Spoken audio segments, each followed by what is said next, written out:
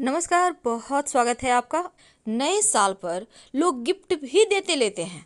खासकर जो यंग लोग हैं वो लोग ज़्यादा ये सब चीज़ करते हैं, जैसे कि एक्सचेंज करना अपने लव से। खासकर तो कुछ ऐसी वस्तुएं हैं जो भूल कर भी नहीं देना चाहिए। पर ये नया साल ढेर सारी खुशियाँ खुशियाँ मस्ती, सुकून और एक अच्छा लाइफ दे, ऐसी हमारी शुभकामना है। और आप सभी खूब इंजॉय करें इस जीवन को।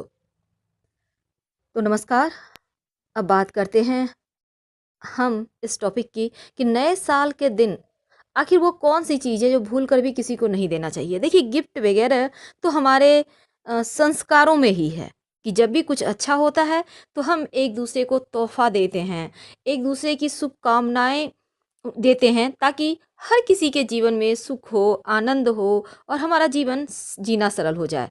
लेकिन जाने अनजाने कुछ ऐसी वस्तु होती है जो हम गलती से किसी को दे दें तो यकीनन पूरा साल इसके लिए थोड़ा सा निगेटिव प्रभाव आपके जीवन पर पड़ता है।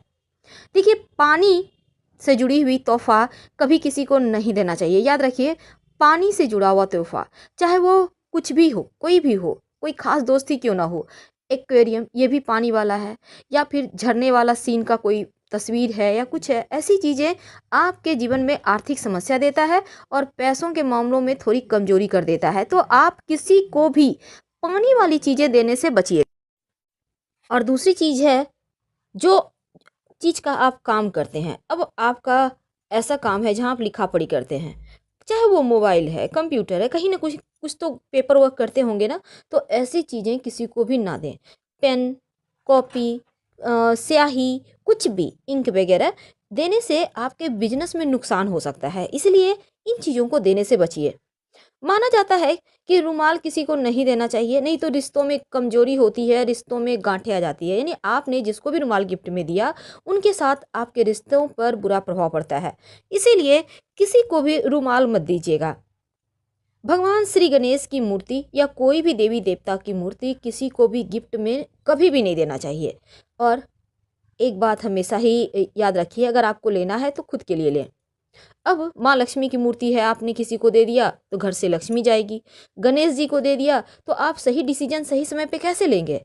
तो कुछ चीज़ें अपने लिए भी सोचिए।